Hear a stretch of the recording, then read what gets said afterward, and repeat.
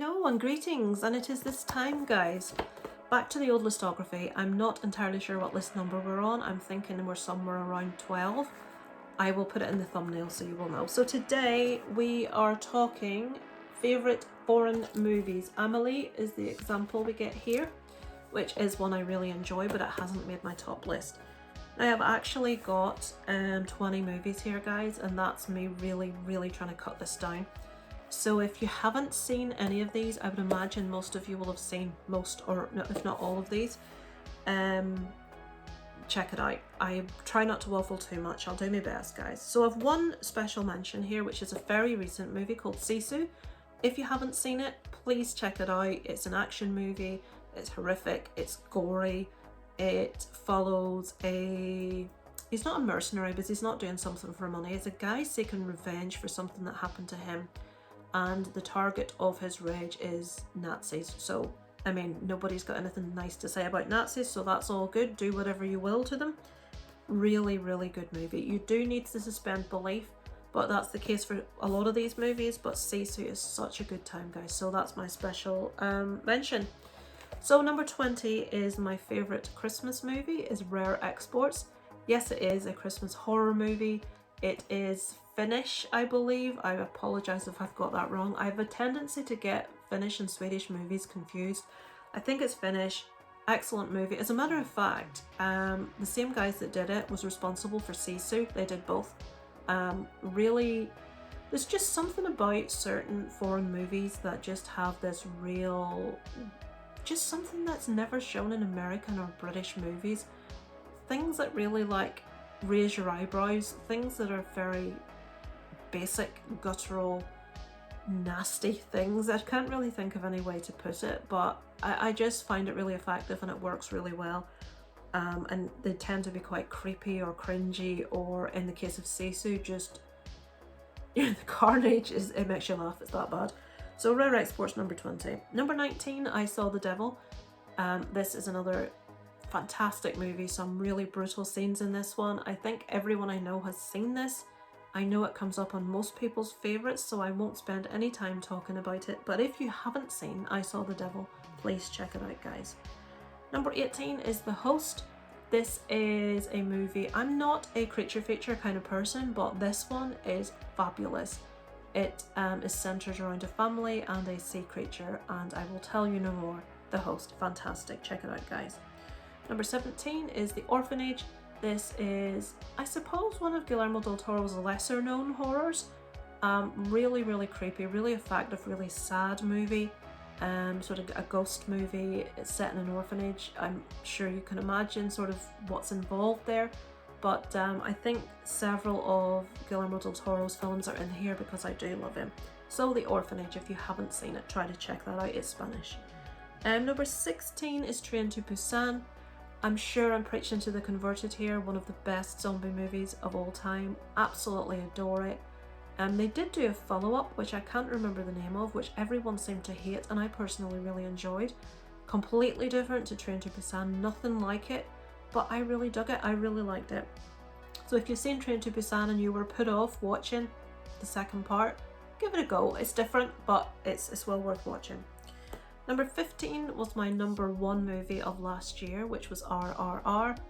Loved it. I know it's Marmite. I know some people didn't. I know it's OTT.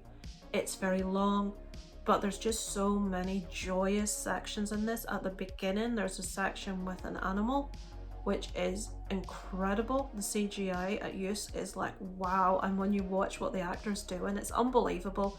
It's one of these things, suspend belief, but oh my god, it's amazing. And then there's like dance scenes in it. It's like an epic movie. It's fabulous. I can't get enough of it. RRR, that's my number 15. Number 14 is Let the Right One In. This is the original, not the remake, although the remake was not too bad, I will say. Sometimes remakes are terrible. I was going to say another word there, but that one was okay. So if you're not a fan of foreign movies, you won't be watching this video, so ignore me. But I would recommend that one to people that don't want to watch the original. Again, is it Swedish or Finnish or... I'm shocking. So that is like a vampire story with a difference. Really, really good. I'm sure you've all seen it, but yeah, quite brutal in places, very sad in places, kind of fairy tale-esque, which is something I love when they do with horror, which Del Toro is amazing at. Number 13 is Titan, French, amazing. My number one movie of 2021, I believe. No, it wasn't. It would have been if I'd seen it. I didn't see it until quite late on. I love it. Titan. Is it Titan or Titan? I don't know. It follows a woman that has a physical experience with a car. Yes, a car. It sounds weird. It is weird. I watched it back to back. I watched it the first time and I enjoyed it so much when it finished. I watched it again because I thought I wasn't paying enough attention. I need to give this my full attention and watch it again. Titan. Really, I recommend it, but I don't recommend watching it in front of your parents, your kids, or anyone that is going to make you feel uncomfortable. There's a few scenes in it that are a bit eyebrow raising. Number 12 is Oldboy. It's been many, many years since I saw Oldboy. If you've seen it, remember that really iconic scene of him fighting in a corridor. Again, you must suspend belief because it wouldn't happen. It doesn't look like it would in real life. But the storyline behind Oldboy, as with the other one here, Itchy the Killer, I saw Itchy the Killer and Oldboy at a very similar time. I just discovered them. I'd seen Battle Royale, things like that. And Oldboy and Itchy the Killer, massively recommend both if you haven't seen them. They're both very brutal. The storylines are fantastic. They're twisting, they're turny, they're lengthy. Really love Itchy the Killer and Oldboy. So my top 10, guys. Number 10 is Devil's Backbone, which is another Del Toro movie, which again is one of, I suppose, the lesser known ones. It has sort of ideas about ghostiness in it. I love a paranormal ghosty movie, but Del Toro makes things fantastically, almost fairy tale like.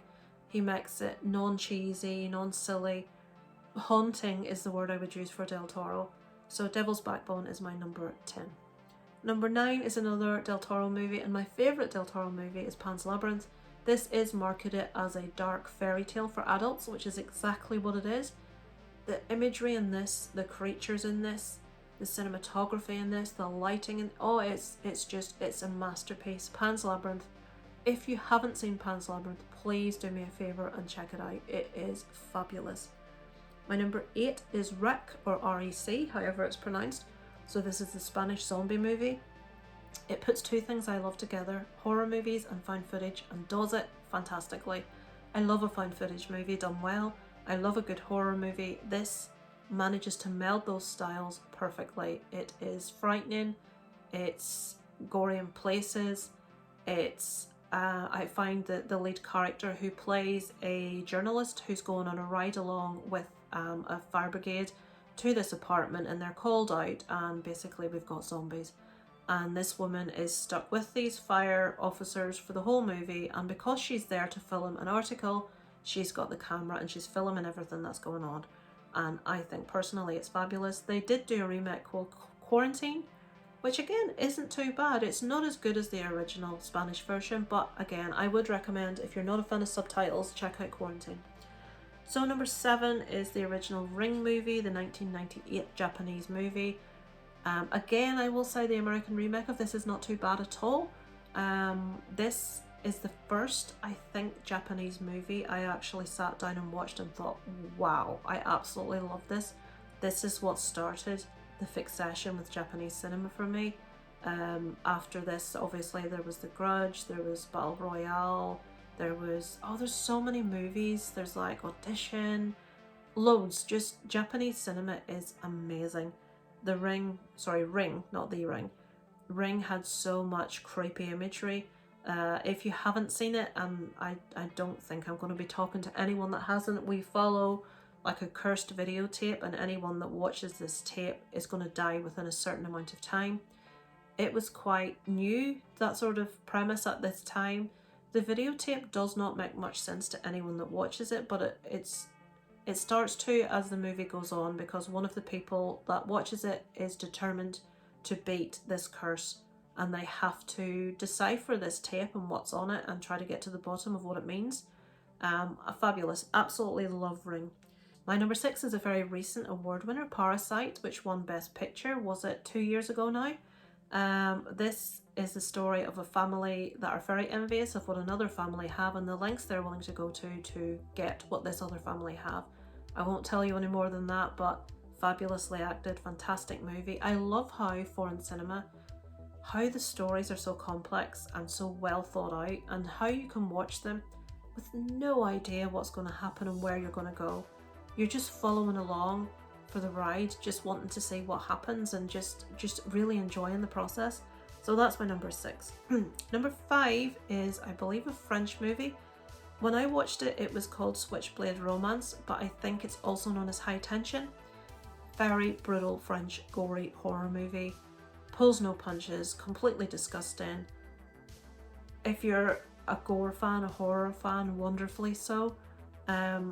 It's very hard to find inventive ways of killing people nowadays. We've seen it all, but some of the scenes in this are just like, oh, you're like making all kinds of noises watching it, like, oh, and you're laughing. Some of it's so OTT. Difficult movie to watch, quite horrible storylines, but I really enjoyed it. So High Tension / Switchblade Romance at my number 5. Number 4 is another French movie that I watched very close to this one, which is Martyrs. Such a creepy movie, such a brutal movie in places to watch. Like horrific violence against women is something that is quite hard to watch, especially like an innocent woman, you know, a victim, and what they're trying to do to get to the point of martyrdom of these individuals. And this group of people are trying to achieve the moment when a person is, I think it's called transfiguration, they move from death to they move from life to just before death. There's a little part, a little phase, and these people have tried this many times and never succeeded. And this time, are they going to succeed? What's going to happen? Watch it and find out. Martyrs, fabulous. Number 3 is, my top 3 are not horrors, guys. I was deliberately trying really hard not to pick all horrors because I do really like foreign horror movies and I've watched so many. But I consciously tried to put some in there that weren't horror. So my number 3 is an animation called Your Name. This is one that I had on my list for a long time, and it was Mike from Did You See That convinced me to finally pull the plug and watch this one. It's an animation about a couple living in 2 completely separate places, a young girl and a young teenager, who body switch and they end up waking up in each other's bodies. And they have to try and make particular changes in each other's lives. And in the process of body switching back and forth, they actually begin to form a bond. They begin to, I suppose, feel love as such for each other. Really original movie, beautifully animated, fantastic musical score, just like a work of art to watch. It really is a beautiful movie. So that's Your Name at number 3. Number 2 is Cinema Paradiso. This is one of these movies that you watch and it makes you realise why you love movies and cinema as much as you do. This follows a young boy who has a friendship with an elderly projectionist that works in the cinema, and we basically follow along with different stages in this person's life. Don't want to tell you anything. I had a recommendation to watch this when I was about, 20. I was working in Blockbuster at the time and we hired someone that was massively into world cinema, and he gave me some fabulous recommendations, and this was one. He says, I'm not going to tell you anything about this, go watch this movie, you will love it. And he was right, and I did. So I'm not going to tell you anything more about it. Cinema Paradiso, check it out guys, it's fabulous. And my number 1 favourite foreign movie of all time is Life is Beautiful with Roberto Benigni. I've spoken about this before, but just in case you didn't watch my other video where I spoke about this is set during World War II.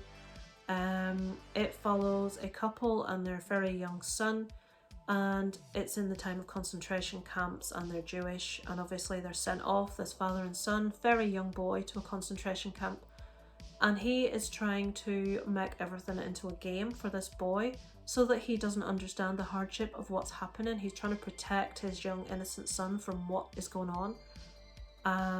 and it's such a beautiful movie. How it ends is you can't watch Life is Beautiful and not cry. You can't do it. You have to at least get a lump in your throat or well up, or if you're me, just tears. It's shocking. Beautiful, beautiful movie. Fabulously acted. Again, like a Parasite, this did win a best movie, and it's not very often a foreign movie actually overall wins best movie, but this one did. And I thoroughly, thoroughly recommend Life is Beautiful to you guys. So there we go, that's my top 20 favourite foreign movies. I hope you find maybe some there you haven't seen. If you're a cinephile, if you watch a lot of movies, I'm sure you've seen everything on this list. There are so many more I could have spoken about because the list is endless. If you're not a fan of foreign cinema, really you don't know what you're missing. I mean, I didn't discover foreign cinema until I was about 20, and there was just no turning back, and there was just such a plethora of amazing movies I'd never seen. And I'd love to be able to go back and have all those movies to discover all over again. So check them out if there's any you haven't seen, guys. Thank you so much for watching and following along with my lists. Next is list unique art house films you've seen. Now this is something I really struggled with because I don't know what the hell an art house film is. So again, as with independent films, I had to Google art house films. And that's how I have come up with my list, guys. So yeah, tune in next week for my art house films. Thank you so much for following. Feel free to do the videos also if you wish. My friend Shan, dear God, I really hope that's picking up. That's someone outside my house. So not just impressive exhausts, donuts. I'm hungry now. What a dickhead. Honestly. Thank you for watching, guys. I'm just now going to glare out the window. I will join you next week with my favourite art house films. Over and out from Lisa Lives.